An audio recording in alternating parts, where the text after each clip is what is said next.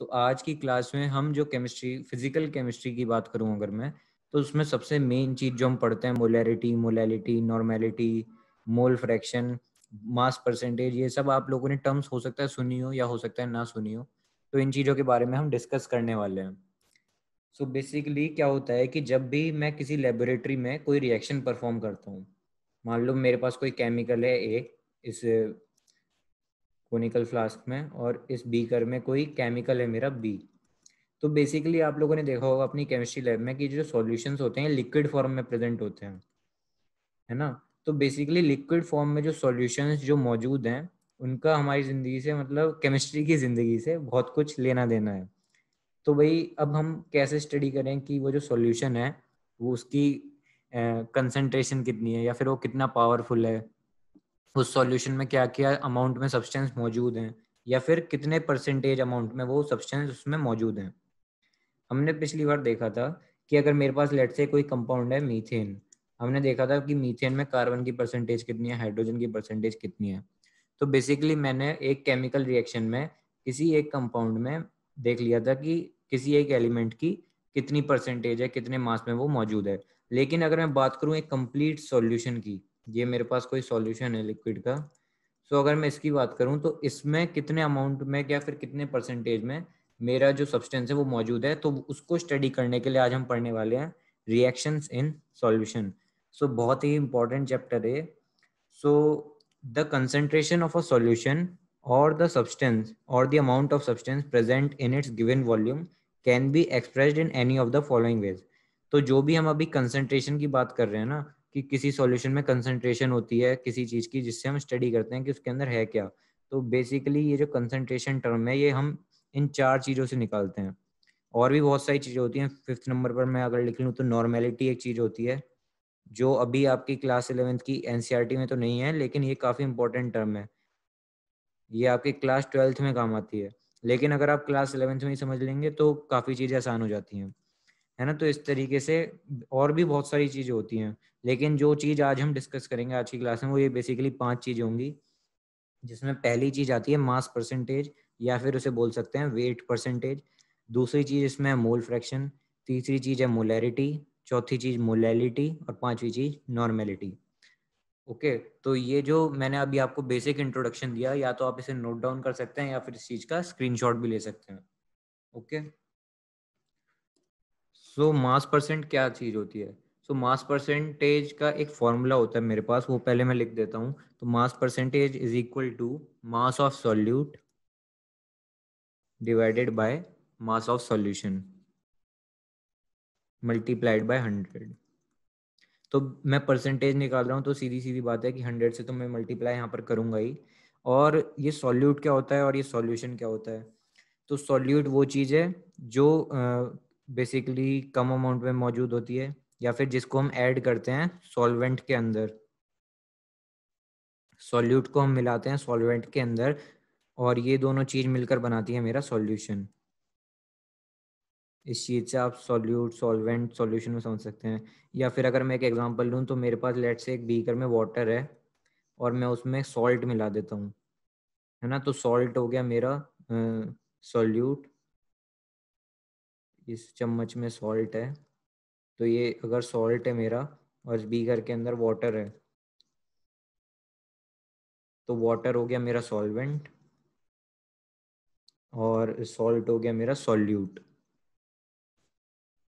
और ये सॉल्ट और वाटर का जो सॉल्यूशन है, ये मिलकर मतलब ये दोनों को जब मैं मिलाऊंगा, salt plus water, then I will get solution.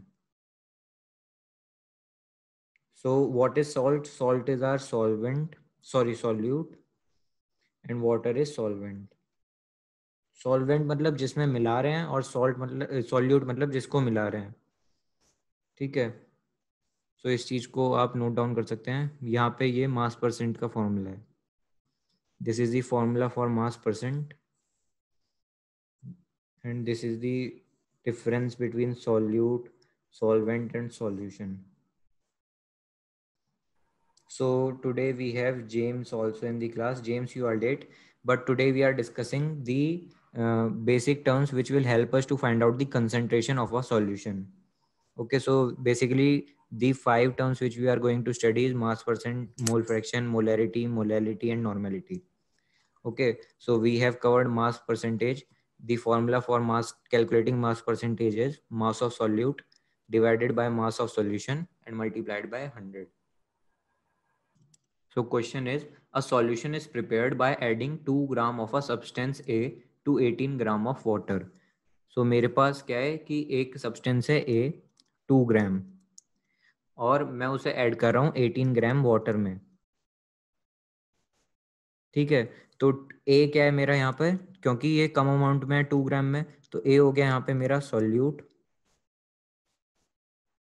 और वाटर जैसे कि लार्ज अमाउंट में है और इसमें हम जो सब्सटेंस है उसको मिला रहे हैं, तो वाटर हो गया यहाँ पे मेरा सॉल्वेंट. ओके, सो अब हमसे पूछा गया है calculate the mass percent of the solute. So what we have to calculate the mass percent of solute. ये जो मैंने मास परसेंटेज लिखा है ना, बेसिकली मैंने शॉर्ट फॉर्म में ऐसे ही लिख दिया, बस अपने अपने साइन कन्वेंशन बना रखे हैं हम लोगों ने यहाँ पे, तो इससे मास परसेंटेज समझ में आ जाता है. ठीक है, तो हमें मास परसेंटेज और सॉल्यूट निकालना है. सो हम देखते हैं इस क्वेश्चन को कैसे करेंगे. सो थोड़ा बेसिक सा क्वेश्चन है, बेसिक से ही हम शुरुआत करते हैं और धीरे धीरे हम एडवांस की तरफ भी जाएंगे. ओके, सो जो मैंने फॉर्मूला पढ़ा था मास परसेंटेज कैलकुलेट करने का, वो था मास परसेंटेज क्या होती है मेरी, मास of solute divided by mass of solution and into 100. सो अगर मैं इस क्वेश्चन में देखूं तो मेरा सॉल्यूट जो है वो है ए और वो है 2 ग्राम में, तो मास ऑफ सॉल्यूट हो गया मेरा 2 ग्राम.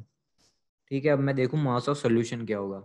तो आप लोगों को मैंने अभी बताया जैसे कि सॉल्यूशन बनता है सॉल्यूट प्लस सॉल्वेंट के मिक्सचर से, है ना. तो अगर मैं इस क्वेश्चन में देखूं तो सॉल्यूट का वेट है 2 ग्राम, सॉल्वेंट का वेट है 18 ग्राम्स. तो अगर मुझे सॉल्यूशन का वेट चाहिए तो मैं क्या करूंगा, मास ऑफ सॉल्यूशन मेरा हो जाएगा 18 प्लस 2 यानी कि 20 ग्राम, है ना. अगर मैं इन दोनों को मासेस को ऐड कर दूंगा तो मेरा सॉल्यूशन का मास आ जाएगा, तो वो आ गया 20 ग्राम. तो मैं इसे क्या करूंगा, अब डिवाइडेड बाय 20 ग्राम कर दूंगा और मल्टीप्लाई कर दूंगा 100 से. सो बेसिकली जो मेरी परसेंटेज आएगी इसे कैलकुलेट करने के बाद वो आ जाएगी 10%. तो मेरे पास अगर मैं कैलकुलेट करूं कि कंसंट्रेशन क्या है ए की, तो मास बाय परसेंटेज की टर्म्स में देखें तो 10% है. ओके, ये इसका आंसर हो जाता है.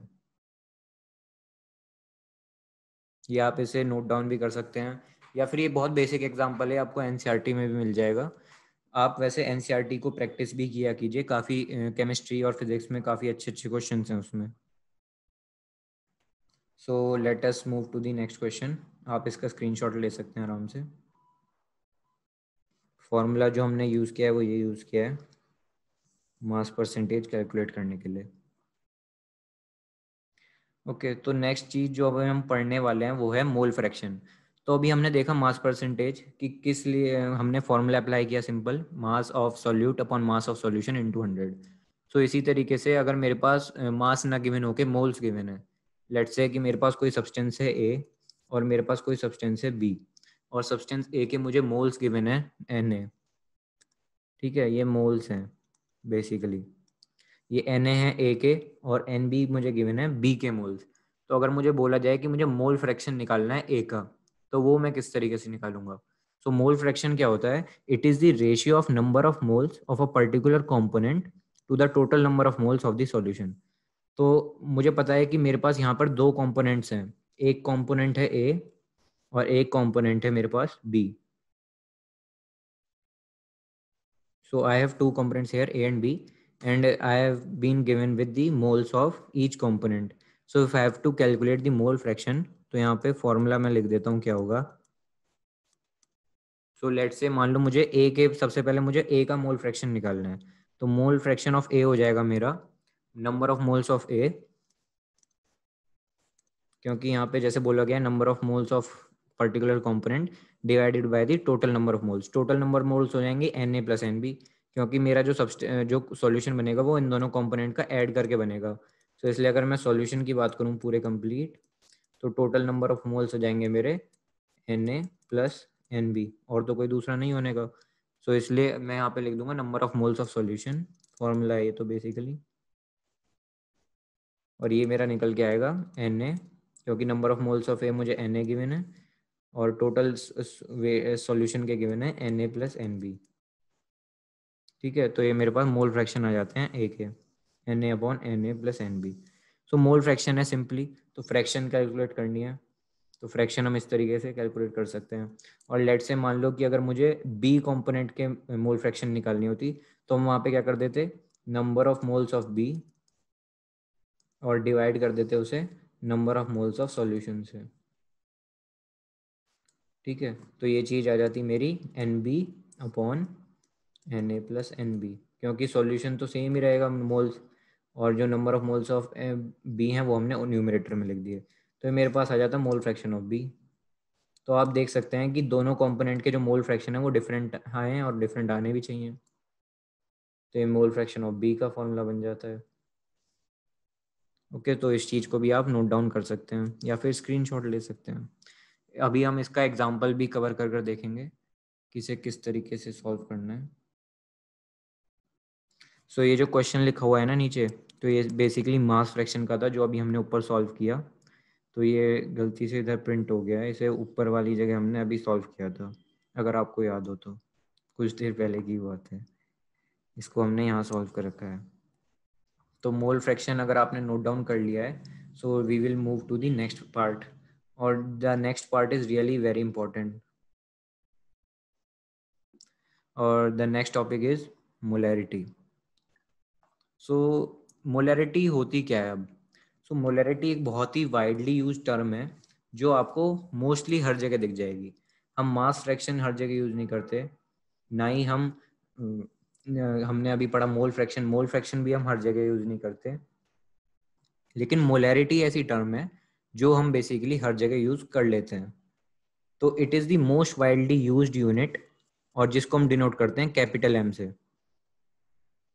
ओके, सो इसको हम कैपिटल एम से डिनोट करते हैं, और जिसको हम डिफाइन करते हैं number of moles of solute in 1 litre of the solution. तो अगर मैं मोलैरिटी का फॉर्मूला लिखूं, तो मोलैरिटी का मेरे पास फॉर्मूला आ जाएगा number of moles of solute divided by moles of 1 litre in 1 litre of solution. तो जो सॉल्यूशन ले रहे हैं हम वो 1 लीटर लेके चलते हैं हम इसमें, तो ये आ जाएगा वॉल्यूम ऑफ सॉल्यूशन। ओके, सो ये बेसिकली मेरे पास मोलैरिटी का यहाँ पे फॉर्मूला होता है, तो इसको आप नोट डाउन कर सकते हैं। सो होप सो ये आपने नोट डाउन कर लिया होगा। तो अब हम एक चीज़ डिस्कस करते हैं आप लोगों के साथ। मान लो कि मेरे पास एक एक मोलर 1 मोलैरिटी सॉल्यूशन है, 1 m से मैं डिनोट करता हूँ NaOH का, और NaOH को हमने वाटर में घोल करके वो सॉल्यूशन बनाया है। तो लेट से जो NaOH की मोलैरिटी मुझे गिवन है वो गिवन है मुझे 1 m। ठीक है, इसका मतलब क्या है? यानी कि इसका मतलब है कि अगर मेरे पास 1 मोल NaOH है वो प्रेजेंट है 1 लीटर सॉल्यूशन के अंदर, यानी इसका मतलब है 1 mole of NaOH is present in 1 litre of solution. क्योंकि डेफिनेशन के हिसाब से तो इसका ये मतलब है कि mole upon denoted by the number of moles of the solute in 1 litre of the solution. तो 1 लीटर ऑफ द सॉल्यूशन अपना डिनोमिनेटर में आ गया और नंबर ऑफ मोल्स अपने न्यूमरेटर में आ गए। सो 1 मोलैरिटी अगर NaOH मेरे पास गिवन है तो उसका ये मतलब है 1 mole of NaOH upon 1 litre of the solution. ठीक है, अब लेट्स से कि मुझे प्रिपेयर करना है 0.2 मोलैरिटी सॉल्यूशन, 0.2 मोलैरिटी NaOH मुझे बनाना है इसी की मदद से। तब देखते हैं मैं वो किस तरीके से बना पाता हूँ। ओके, तो मेरे पास अभी 1 molar NaOH given solution given था, अब मुझे यहाँ से 0.2 मोलर NaOH सॉल्यूशन बनाना है। ठीक है, सो देखते हैं किस तरीके से मैं बनाता हूँ। तो लेट्स से कि मेरे पास 1 लीटर मेरे पास सॉल्यूशन है, उससे मेरा उसमें 1 मोल प्रेजेंट है, तो 0.2 मोल प्रेजेंट होने के लिए मेरे पास कितना सॉल्यूशन चाहिए होगा? ये बस इस तरीके से समझ सकते हैं कि जैसे 1 रुपए में 2 टॉफ़ी तो 2 रुपए में 4 टॉफ़ी आएंगी, तो उसी तरीके से अगर 1 मोल में 1000 मिलीलीटर मुझे चाहिए तो 0.2 मोल के लिए मुझे कितने मिलीमीटर चाहिए, लेट से x मिलीमीटर चाहिए, तो अगर मैं यहाँ से कैलकुलेट करूँगा तो x की वैल्यू आ जाएगी 200 मिलीलीटर। यानी कि अगर मुझे 1 mNaOH बनाना होता 0.2 मोल के साथ, तो बेसिकली मुझे 200 मिलीलीटर सॉल्यूशन चाहिए होता। तो अगर मुझे NaOH चाहिए 1 मोलैरिटी का, तो मैं मोलैरिटी अगर इसकी कैलकुलेट करूँ सेकंड केस में, तो ये हो जाएगी 0.2 मोल और वॉल्यूम मेरी 200 मिलीलीटर है। तो अगर मैं इसे डिवाइड करता हूँ तो मेरे पास आ जाता है 1 मोलर NaOH। ठीक है, तो इस केस में तो ये वैलिड है। लेकिन अब मुझे चाहिए 0.2 मोलैरिटी का NaOH। 0.2 मोलरिटी NaOH का मतलब ये है कि मुझे चाहिए 0.2 मोल्स, बस मुझे 0.2 मोल्स चाहिए 1 लीटर सॉल्यूशन में। तो मैं बेसिकली क्या करूंगा कि मेरे पास 0.2 मोल्स तो यहाँ पे अचीव कर चुका हूँ मैं 200 मिलीलीटर सॉल्यूशन में। अब मैं क्या करूंगा, इसमें पानी मिला दूंगा। अगर जब मैं इसमें पानी मिलाऊंगा, कितना पानी मुझे मिलाना पड़ेगा इसे 1000 मिलीलीटर बनाने के लिए, इस वाली टर्म को लगभग मुझे पानी मिलाना पड़ेगा 800 मिलीलीटर। तभी तो मैं इसे 1000 मिलीलीटर बना पाऊंगा, और तभी इसकी जो मोलैरिटी है वो चेंज होके हो जाएगी 0.2 अपॉन 200 प्लस 800,000, और ये हो जाएगी मेरी 0.2 m NaOH। मैंने बेसिकली क्या किया, मैंने 0.2 मोलर मतलब 200 मिलीलीटर सॉल्यूशन मैंने ले लिया पुराने वाले का, मतलब जिसकी मेरे पास मोलैरिटी मुझे गिवन थी 1 m। मैंने उसका 200 मिलीलीटर सॉल्यूशन यहाँ पे निकाल लिया। ठीक है, अब जब मैंने उसका 200 मिलीलीटर निकाल लिया, अगर मैं उसमें 800 मिलीलीटर पानी डाल दूंगा, तो जैसे ही मैं उसके अंदर 800 मिलीलीटर पानी डालूंगा तो पानी सॉल्वेंट का काम करेगा और वो मिलकर बना देंगे 1 लीटर। तो जब मैं उसकी मोलैरिटी फाइंड आउट करूंगा तो हो जाएगी 0.2 m NaOH। तो मैं इस तरीके से, अगर मेरे पास मोलैरिटी गिवन है तो उसमें पानी डाल के या फिर पानी एक्सट्रैक्ट करके उसकी मोलैरिटी या फिर कंसंट्रेशन की अगर मैं बात करूँ तो कंसंट्रेशन में इंक्रीज या डिक्रीज कर सकता हूँ। तो ये जो बेसिकली अभी हमने चीज पढ़ी, ये तो थी समझने वाली बात। लेकिन अगर मैं मैथमेटिकल टर्म्स में बात करूं कि मैथमेटिकली हम इसे किस तरीके से करेंगे, तो मैथमेटिकली एक मेरे पास फॉर्मूला होता है। वो फॉर्मूला होता है, मैं डिफरेंट पेन से लिख देता हूँ ताकि अलग से ही आपको चमक जाए। वो फॉर्मूला होता है मेरे पास M1V1 is equal to M2V2। Okay sir, James का क्वेश्चन आया, sir why are we using formula. हम फॉर्मूला इसलिए नहीं यूज कर रहे थे ताकि मैं आपको समझा सकूं कि फॉर्मूला डेराइव किससे हुआ, किस तरीके से फॉर्मूला बनकर आया है। फॉर्मूला इसी मेथड से बनकर आया है जिस मेथड को मैंने अभी आपको समझाया है। तो फॉर्मूला यही है M1V1 इक्वल टू M2V2। हम यहाँ पे क्या डालेंगे, हमारे पास पहले मोलैरिटी थी 1, तो हमने क्या किया, M1 की जगह 1 डाला, और फिर V1 था मेरे पास 1000, तो इस तरीके से मैंने डाल दिया। सेकंड केस में क्या है कि मेरे पास 0.2 है मोलैरिटी, और मुझे पता लगाना है कि मुझे x कितना चाहिए बेसिकली। ओके, तो मैं यहाँ पे सिंपल वैल्यू रख दूंगा x। ओके, सो ये आ जाएगा मेरे पास, अगर मैं इसे कैलकुलेट करूंगा तो ये आ जाएगा लगभग 200 मिलीलीटर। 200 मिलीलीटर ही आना है ना, नहीं फॉर्मूला मैंने गलती से उल्टा पुट कर दिया। एक मिनट, जब 1 था तब मुझे वॉल्यूम उसमें से कितनी एक्सट्रैक्ट करनी है वो आ जाएगा मेरा x, और जब 0.2 मोलैरिटी मुझे चाहिए थी तो वो तो कन्फर्म है कि 1000 में होगी। हाँ, तो इस तरीके से जो मेरी x की वैल्यू आ जाएगी वो आ जाएगी 200 मिलीलीटर। तो यानी कि इतने अमाउंट में, इतने मिलीलीटर सॉल्यूशन में मेरा वो उतनी कंसंट्रेशन मौजूद होगी जितनी मुझे चाहिए। अब मैं इसमें से इसे माइनस कर दूंगा और मेरे पास आ जाएगा जितना मुझे सॉल्यूशन इसमें मिलाना है। तो 1000 माइनस 200 कर दूंगा तो मेरे पास आ जाएगा 800 मिलीलीटर। तो मुझे बेसिकली 800 मिलीलीटर वाटर इसमें मिलाना पड़ेगा। तो इस चीज को हम समझने के लिए इस पे क्वेश्चन कर लेते हैं। वैसे आप पहले एक बार इसे नोट डाउन कर लीजिए। ओके, तो आप सब लोग एक बार इसे नोट डाउन कर लीजिए या फिर स्क्रीनशॉट ले लीजिए, आपकी इच्छा है। दोबारा सुनने के लिए वीडियो डाली जाता है, आप वहां से भी देख सकते हैं। सुविधाएं ही सुविधाएं हैं आप लोगों के पास। जेम्स, आपका जो क्वेश्चन आया ना कि why are we finding 800 millilitre, so हम 800 मिलीलीटर इसलिए फाइंड आउट कर रहे हैं ताकि हमारा जो बेसिकली जो मैंने क्वेश्चन शुरुआत में पुट किया था वो ये था कि अगर मेरे पास 1 मोलर NaOH का सॉल्यूशन मुझे गिवन है और मुझे उससे 0.2 मोलर NaOH सॉल्यूशन बनाना है, तो मुझे उसमें कितना पानी ऐड करना पड़ेगा, ये मेरा क्वेश्चन था। तो वही हमने निकाला है। और अपने क्वेश्चंस आप जो है ना पब्लिकली पूछा करिए, तो बाकी लोगों को भी समझ में आएगा कि क्या चल रहा है। सो यहाँ पर जो नोट डाउन करने वाली चीज़ तो ये है कि ये इंपॉर्टेंट फार्मूला है M1V1 इक्वल टू M2V2। ये यहाँ पर मोलैरिटी वाला मेथड है, इसकी डेफिनेशन है। और ये जो हमने NaOH का एग्जांपल डिस्कस किया है ना, कि अगर 1 मोलर NaOH से मुझे 0.2 मोलर NaOH बनाना है सॉल्यूशन, तो मुझे कितना वाटर ऐड करना पड़ेगा, ये यहाँ पर नोट करने वाली चीज़ है। तो ये मैंने बेसिकली एक समझाने के मेथड से भी आपको बताया कि अगर मैं इसे बिल्कुल ही लॉजिकल मेथड से करूँ तो किस तरीके से होगा। और ये जो बेसिकली ये जो दूसरे मेथड से सॉल्व किया है, यहाँ पर 800 मिलीलीटर निकला है, ये मैथमेटिकल वैल्यूज में निकला है। तो दोनों ही मेथड में आपके पास सॉल्यूशन है। और बेसिकली मैं तो यही कहूँगा कि आप मैथमेटिकल को अपनाइए, क्योंकि इससे सवाल जल्दी होंगे। ये तो बस ये समझने के मात्र से है दूसरी वाली वैल्यू। तो अभी हम इस पे क्वेश्चन ट्राई करते हैं फिर एक। सो क्वेश्चन है हमारे पास, calculate the molarity of NaOH in the solution prepared by dissolving its 4 gram in enough water to form 250 ml of the solution। Okay, so question हमारे पास है, अपन देखते हैं इसमें क्या कर पाते हैं। सो मोलैरिटी का सबसे पहले देखते हैं फॉर्मूला क्या होता है अपने पास। आंसर है तो इसे ब्लू पेन ले लेते हैं ऑब्वियसली। क्वेश्चन ये है मेरे पास। सो मोलैरिटी का मेरे पास फॉर्मूला होता है, ये मैंने ऊपर लिखा हुआ है, number of moles of solute upon volume of solution in litres. तो अगर मैं मोल्स की बात करूं तो नंबर ऑफ मोल्स हम कैसे कैलकुलेट करते थे? मोल्स निकालने का मैंने आपको फॉर्मूला बताया था, वो था कि हम क्या करते थे, मास ले लेते थे, जो भी अपना सब्सटेंस है उसका कितना गिवन है। तो यहाँ पर 4 ग्राम मुझे मास गिवन है सॉल्यूट का। सॉल्यूट यहाँ पर बेसिकली NaOH ही है, तो हम यहाँ पर मास ऑफ NaOH ले लेंगे, ठीक है, और उसे डिवाइड करते थे उसके मोलर मास से। तो इस तरीके से हम मोल्स निकाल रहे थे, हमने मोल कंसेप्ट वाले टॉपिक में हमने पढ़ा था,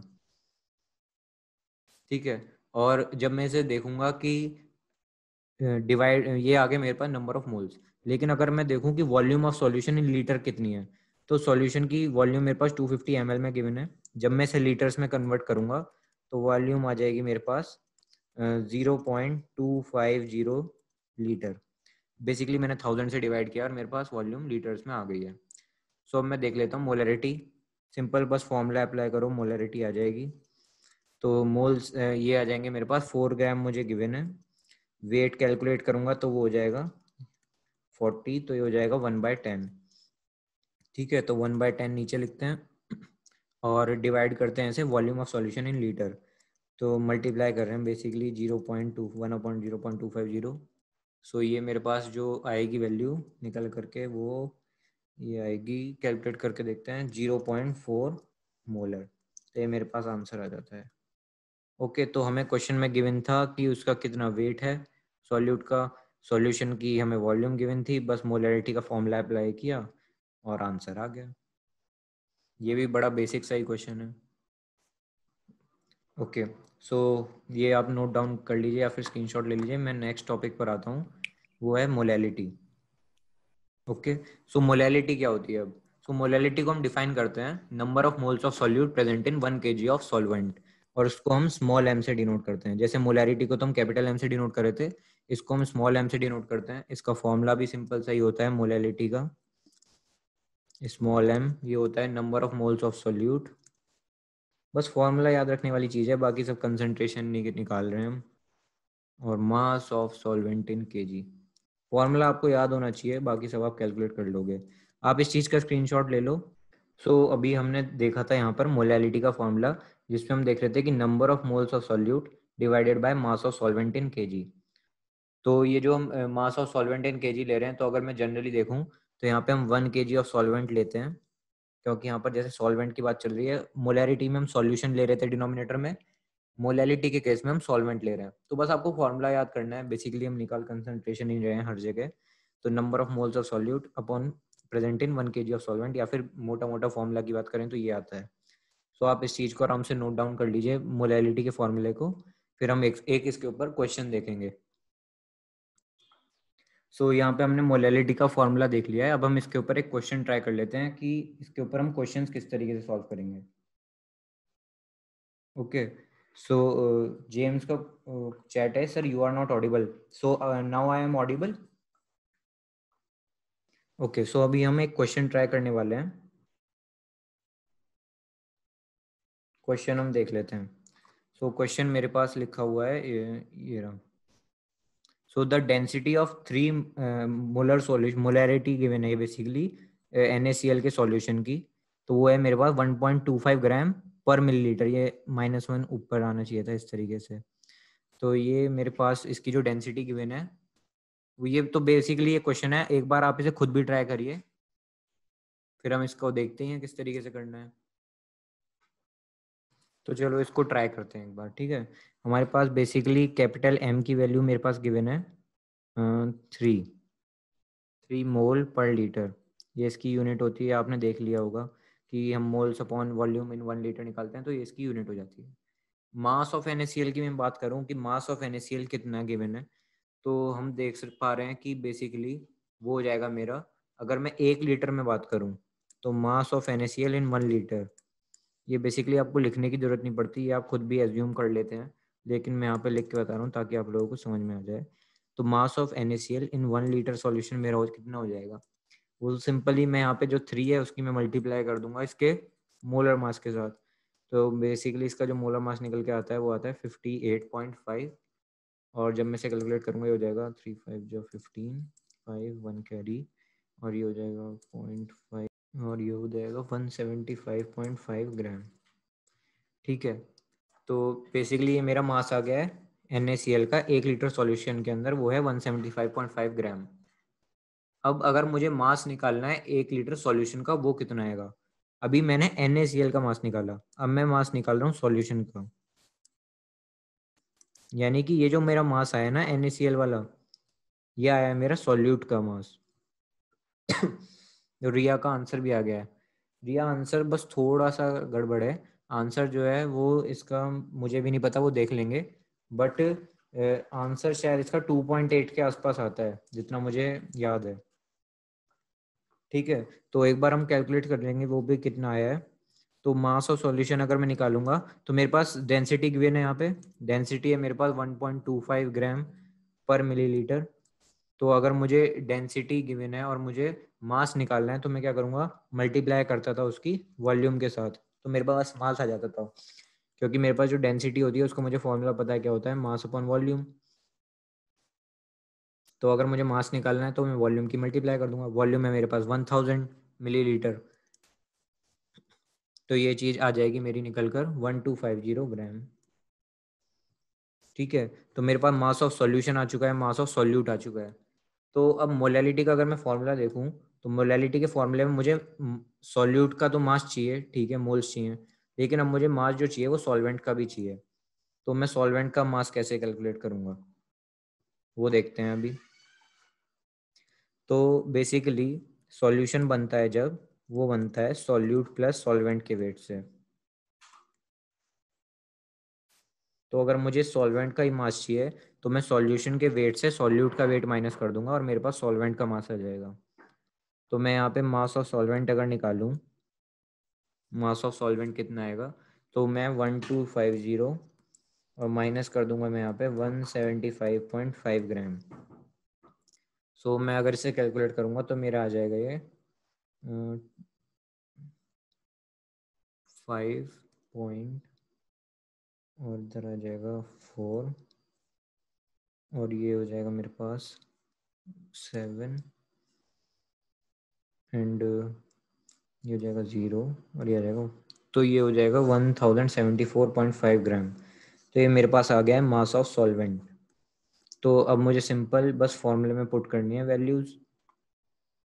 फॉर्मूला मेरे पास यहाँ पर गिवन है मोलैलिटी का, तो वो होता है number of moles of solute divided by mass of solvent in KG. तो number of moles of solute मुझे गिवन है 3 इन 1 लीटर की, अगर मैं बात करूँ तो 1 लीटर में मुझे 3 गिवन है कि 3 मोल्स है मेरे पास यहाँ पर, जैसे इस जगह पर बता रखा है मुझे कि 3 मोल्स हैं 1 लीटर में। सो जो मोलैलिटी है वो आ जाएगी 3 डिवाइडेड बाय, और ये मैं लेता हूँ मास ऑफ सॉल्वेंट इन केजी, लेकिन ये मेरे पास ग्राम में है तो इसे मैं केजी में लिखूंगा तो हो जाएगा 1.0745 केजी, और मैं इस चीज़ को यहाँ पुट कर दूंगा 1.0745। तो मेरे पास जो मोलैलिटी आएगी स्मॉल m की वैल्यू वो मेरे पास आएगी, इसे मैं कैलकुलेट करता हूँ कैलकुलेटर से। सो मैं इसे जरा कैलकुलेटर से कैलकुलेट कर रहा हूँ, ठीक है। तो ये हो जाएगा 3 डिवाइडेड बाय 1.0745। तो मेरे पास जो ये आता है निकल के वो आता है 2.7919 कुछ इस तरीके से आ रहा है। और अगर मैं इसे देखूं तो स्मॉल एम यूनिट होती है इसकी, या फिर मतलब डिनोट कर देते हैं स्मॉल एम से, तो मोलैलिटी आ जाएगी मेरी ये। तो अब आपको ये समझ में आया मोलैलिटी का कंसेप्ट। तो यहाँ तक जब मैंने आपको पढ़ा दिया है तो यहाँ पे हमारी एनसीईआरटी खत्म हो जाती है। एनसीईआरटी इससे ऊपर आपको नहीं बताती। तो अभी हम जो चीज पढ़ेंगे वो पढ़ेंगे एक और नया कंसेप्ट जो आप क्लास 12th में पढ़ते, सॉरी, जब वो आप क्लास 12th में पढ़ते हैं। लेकिन अभी मैंने सोचा कि जब हम ये चीज पढ़ ही रहे हैं और आप लोग जल्दी से चीजें समझ भी रहे हैं, तो आपको एक और नया कंसेप्ट बताया जाए, वो है नॉर्मेलिटी। वैसे तो ये एडवांस मॉड्यूल का कंसेप्ट है, लेकिन वो मैं आपको बता रहा हूँ इस वाली मॉड्यूल में। ओके, सो नॉर्मेलिटी क्या है? नॉर्मेलिटी भी बेसिकली एक ऐसी चीज़ है जिससे हम कंसंट्रेशन को मेजर कर रहे हैं, ठीक है। और इसको हम जैसे मोलैरिटी को हम कैपिटल एम से डिनोट कर रहे थे, इसको हम कैपिटल एन से डिनोट कर देते हैं, बस। ज़्यादा फर्क नहीं है दोनों के बीच में। वैसे ये जो मैंने नोट डाउन करा रखा है ना आपको, ये जो नोट्स छोटे से लिखे हैं, आप इसका स्क्रीनशॉट भी लेकर खुद भी पढ़ सकते हैं, या फिर जो वीडियो है वहां से भी देखकर आप खुद भी पढ़ सकते हैं। ऐसी कोई वो नहीं है हार्ड एंड फास्ट रूल की मैंने मान लो पढ़ाया उसके बाद आप रिवाइज नहीं करेंगे, बस क्लास 12th में ही पढ़ेंगे। आप इसे पढ़िए, अच्छी चीज़ है। आपको अगर अभी ये बढ़िया से समझ में आ गई तो आगे भी आपको परेशानी नहीं होगी, ना कोई दिक्कत आएगी। ओके, तो एन है और इसको equivalent concentration of a solution भी बोलते हैं कभी कभी। अभी इक्विवेलेंट कंसंट्रेशन क्या है ये तो हमने पढ़ाई नहीं। कंसंट्रेशन तो चलो अभी हमने देख लिया क्या होती है। अभी इक्विवेलेंट कंसंट्रेशन क्या चीज होती है, तो चलो वो हम देखते हैं। तो सबसे पहले हम देखते हैं, सबसे पहले नॉर्मेलिटी निकालते हैं किससे हैं, उसके फॉर्मूलाज क्या क्या हैं। तो जो सबसे पहला फॉर्मूला होता है नॉर्मेलिटी का वो होता है number of gram equivalent divided by volume of solution in litre, ठीक है।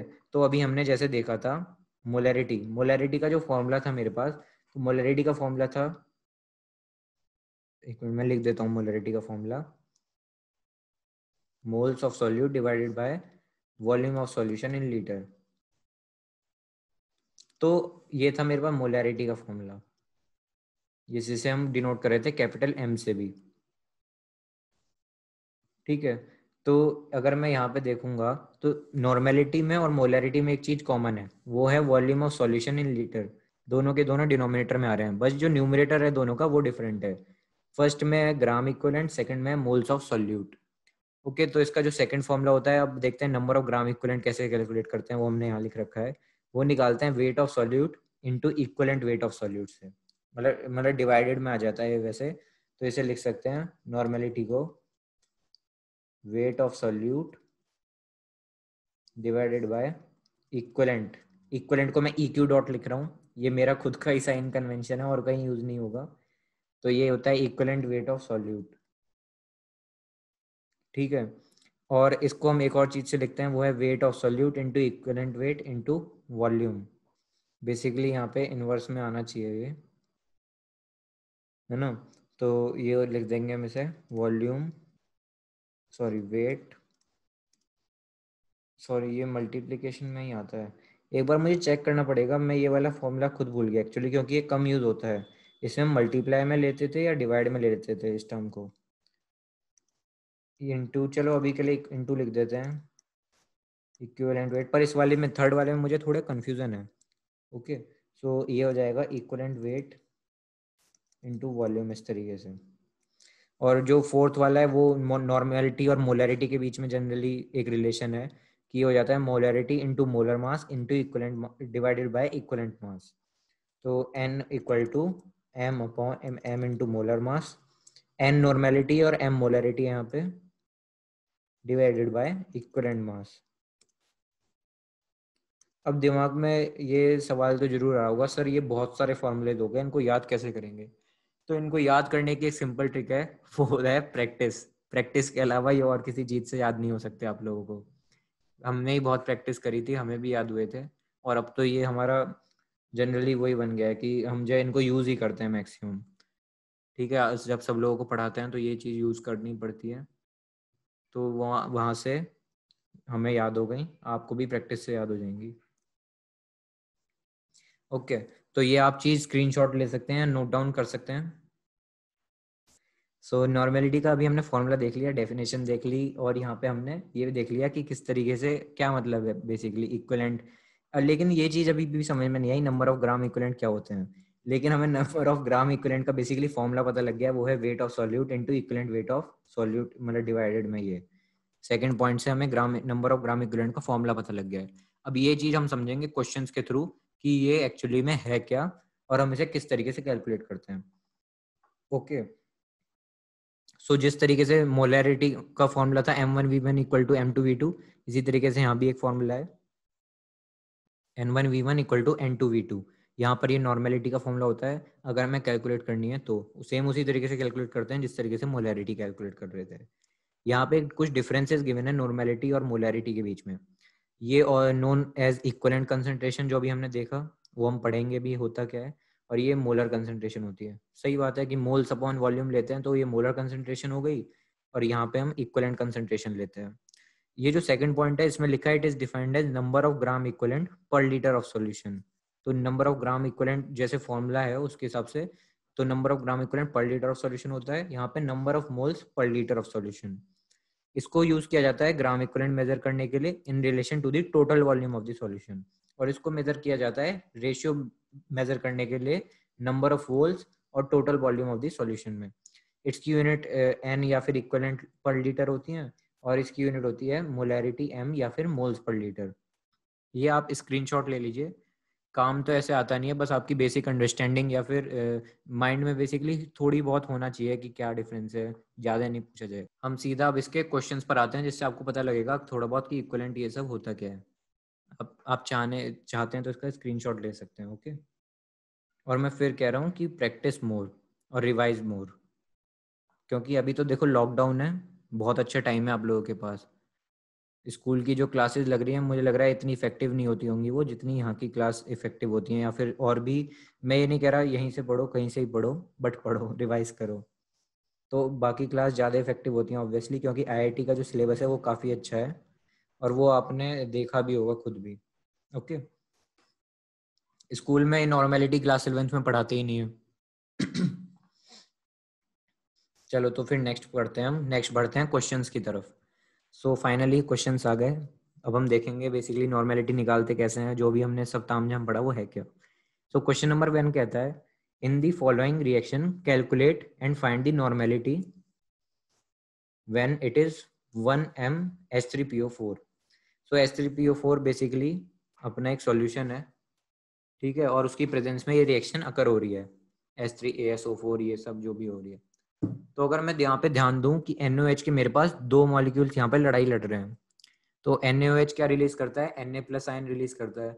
अब बेसिकली जब दो Na+ आयन्स होंगे यहाँ पे, क्योंकि यहाँ पे दो स्टाइकोमेट्रिक कोफिशिएंट है, जब दो Na के आयन लड़ रहे होंगे तो इधर से भी दो H के आयन्स लड़ेंगे उसे डिफ्यूज ऑफ करने के लिए। या फिर मैं बोलूँ कि इधर से दो OH आयन्स जब लड़ रहे होंगे, OH नेगेटिव होता है और H पॉजिटिव होता है, ये दोनों मिलकर ही पानी बना देते हैं। ठीक है, तो पानी कैसे बनता है कि H पॉजिटिव आयन आता है, OH नेगेटिव आयन आता है और पानी बना देता है। ये अभी थोड़ी हायर टर्म्स की बात है, ये अभी आप इतना भी ध्यान ना दें तो समझने की ऐसी कोई दिक्कत वाली बात नहीं है, ये आपको दोबारा समझाई जाएंगी। लेकिन हाँ, ये चीज आप समझने के लिए समझ सकते हैं अभी कि एक H+ आयन आएगा, एक OH- आयन आएगा और दोनों मिलकर वाटर बना देंगे। तो बेसिकली यहाँ पर मेरे दो OH आयन्स हैं, तो अगर मेरे पास दो OH आयन है तो ऑब्वियसली दो H+ आयन्स लड़ाई लड़ेंगे और तभी दो पानी बना पाएंगे।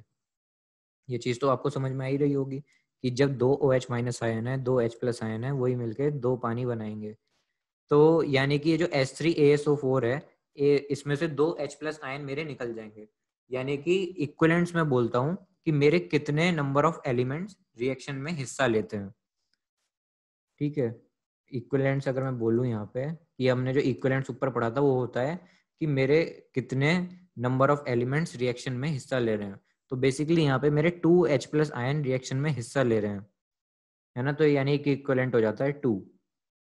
दोबारा देखते हैं इस चीज को कि मैंने दो OH माइंस थे मेरे यहाँ पे, ठीक है, मैंने उसकी रिएक्शन कराई 2H+ आयंस के साथ और मिलकर 2H2O यहाँ पे बना दिया। तो बेसिकली मेरे 2H+ आयंस रिएक्शन में हिस्सा ले रहे हैं। तो जितने एलिमेंट्स या फिर जितने आयन मेरे रिएक्शन में हिस्सा ले रहे हैं उनको ही मैं बोलता हूँ इक्विवेलेंट्स। तो यहाँ पर मेरे 2 H+ आयंस रिएक्शन में हिस्सा ले रहे थे और मैंने नॉर्मेलिटी का फॉर्मूला मोलैरिटी की टर्म्स में पढ़ा था। मोलैरिटी मैं यहाँ यूज कर रहा हूँ क्योंकि मेरे पास यहाँ पे मोलैरिटी गिवन है, मोलैरिटी मुझे 1 गिवन है यहाँ पे, ठीक है। तो नॉर्मेलिटी का मैंने फॉर्मूला पढ़ा था, वो होता है molarity multiplied by number of equivalents,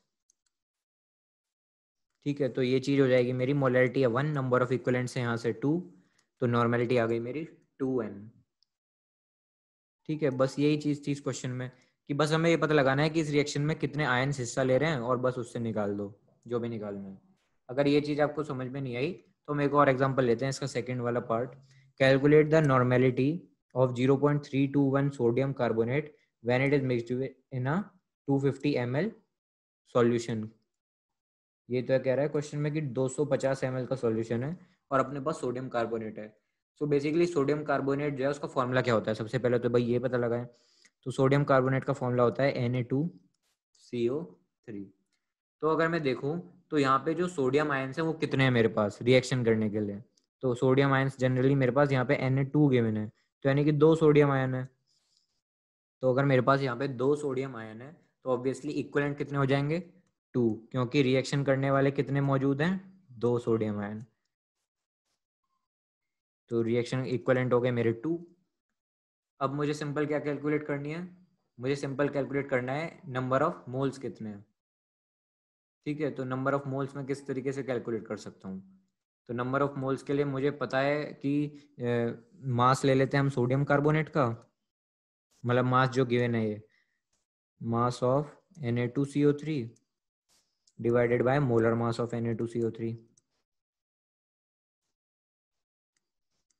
तो इससे क्या आ जाते हैं मेरे, वो आ जाते हैं मोल्स, ठीक है। तो और नॉर्मेलिटी में कैसे निकालता हूँ, नॉर्मेलिटी का मेरे पास फॉर्मूला होता है मोल्स इनटू इक्विवेलेंट। तो मैं सिंपल क्या करूंगा, मास ऑफ Na2CO3 ले लूंगा जो कि है 0.321 ग्राम, डिवाइड कर दूंगा इसके टोटल वेट से। तो टोटल वेट एक बार मैं कैलकुलेट करता हूँ Na2CO3 का कितना आता है। सो कार्बन का वेट हो गया 12, 16 3 या 48, तो ये वाली टर्म तो हो गई 60, ये वाली टर्म हो गई है मेरे पास 60, और Na के मेरे पास हैं 2 आयन्स। सो ये बेसिकली हो जाना चाहिए मेरे पास वेट Na का 23 46, तो ये हो जाएगा मेरे पास 106, ठीक है 106 ग्राम्स। ओके तो बेसिकली इसे इजीली बेसिक्स टेस्ट में लिखते हैं। मान लो मुझे नॉर्मेलिटी कैलकुलेट करनी थी Na2CO3 की, ठीक है, और मेरे पास गिवन है 1 मोल, जिसका Na2CO3 के 1 मोल का वेट होता है मेरे पास 106 ग्राम। तो 1 मोल डिवाइडेड बाय 106 ग्राम्स मैंने इसे लिखा जो NO2CO3 का मेरे पास वेट गिवन था, मैंने इसकी मल्टीप्लाई कर दी 2 इक्विवेलेंट्स के साथ 2 इक्विवेलेंट्स पर मोल। तो मेरे पास बेसिकली आ गया ये वाली टर्म 2 इंटू मोल्स आ गए मेरे पास, और मैं इसे जब डिवाइड करूंगा मोलैरिटी, मतलब ये बेसिकली हम जो फॉर्मूला यूज कर रहे हैं वो कर रहे हैं मोलैरिटी इंटू इक्विवेलेंट वाला ही, इक्विवेलेंट वेट, ये वाला फॉर्मूला हम यूज कर रहे हैं नॉर्मेलिटी के लिए। तो मोलैरिटी के लिए मैं क्या करूंगा, moles upon volume of solution in litre, moles आ जाएगी मेरी इस फॉर्मूले के साथ, और मैं इस वॉल्यूम ऑफ सॉल्यूशन देखूंगा लीटर्स में, तो वो आ जाएगी मेरी 0.25 लीटर, है ना, क्योंकि यहाँ पे मेरी वॉल्यूम गिवन थी 250 ml। तो जब मैं इसे लीटर में कन्वर्ट करूंगा तो ये हो जाएगी मेरी 0.25 लीटर, और इस तरीके से मैं इसे कैलकुलेट कर लूंगा। ये 2 इक्विवेलेंट थे मेरे 1 मोल के अंदर, ठीक है। तो जब मैं इसे सॉल्व करूंगा तो मेरे पास जो नॉर्मेलिटी निकल कर आएगी वो आएगी 0.0755 नॉर्मेलिटी। अब ठीक है ये, अब समझ में आया आप लोगों को। सर इसमें सर इसका वेट आपने 1 ले लिया है जबकि 0.321 है नहीं, ग्राम। ये जो Na2CO3 है ना, यहाँ पे इसका वेट आ जाएगा 0.321 ग्राम बेसिकली। तो ये मैंने बस ये लिखा है 1 मोल में इसका ये इतना मोलर मास होता है 106 ग्राम, और यहाँ पे 2 इक्विवेलेंट हो गए 1 मोल के अंदर। और अगर मैं इसे भैया सब कुछ हटाकर दोबारा इसे लिख देता हूँ तो ये बन जाएगा मेरे पास। तो नॉर्मेलिटी अभी के लिए ऊपर वाली चीज भूल जाओ, सिंपल ये याद रखो, नॉर्मेलिटी होती है मेरी मोलरिटी इंटू इक्विवेलेंट वेट, ये वाली चीज, और मोलरिटी मैं कैलकुलेट करता हूँ मोल्स अपॉन वॉल्यूम से। मोल्स मेरे कैसे आएंगे, इस वाले फॉर्मूले से आ जाएंगे, और मैं इसको डिवाइड कर दूंगा वॉल्यूम से और मल्टीप्लाई कर दूंगा इक्विवेलेंट वेट के साथ। तो मेरे पास मास गिवन है, मेरे पास 0.321, ठीक है, और मोलर मास गिवन है मेरे पास 106, मैं 106 लिख देता हूँ, 106। मैं इसकी मल्टीप्लाई कर रहा हूँ इक्विवेलेंट वेट के साथ और डिवाइड कर रहा हूँ इसे इसके टोटल वॉल्यूम से। तो इस तरीके अगर मैं इसको सॉल्व करूंगा तो मेरे पास आ जाएगा 0.0755। इसमें जो ये वाला पार्ट है ये है इक्विवेलेंट वाला पार्ट, ये है इसकी volume in litre, volume in litre, ये वाला पार्ट हो गया इसका मोल्स, ठीक है। तो हमने वही फॉर्मूला अप्लाई किया है, मोलैरिटी इनटू इक्विवेलेंट वेट वाला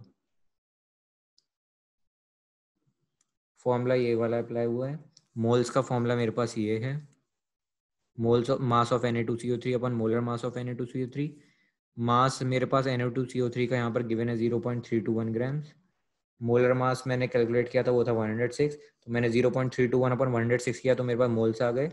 और मेरे पास वॉल्यूम थी 250 ml, इसको मैं लीटर में कन्वर्ट करूंगा तो 0.25 वॉल्यूम हो जाएगी लीटर के अंदर। इसे मैंने मल्टीप्लाई किया 2 से इसका इक्विवेलेंट वेट कैलकुलेट करने के लिए, तो उससे मेरे पास फॉर्म आती है वैल्यू 0.0755, ठीक है। अब ये मेरी हो गई नॉर्मेलिटी। सो आज के लिए हम इतना ही रखते हैं, और ये जो क्वेश्चन नंबर 3 है ना, ये आपके होमवर्क के लिए है, आप इसे या तो नोट डाउन कर लो या फिर इसका स्क्रीनशॉट ले लो,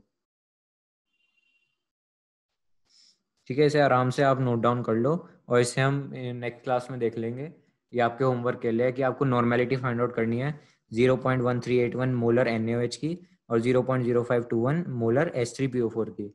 हिंट के लिए मैं आपको इतना बता देता हूँ कि जो इसका इक्विवेलेंट आएंगे ना NaOH के, वो इक्विवेलेंट आएंगे 1, और H3PO4 के जो इक्विवेलेंट आएंगे वो आएंगे 3। ये इसके इक्विवेलेंट है और ये इसके इक्विवेलेंट है।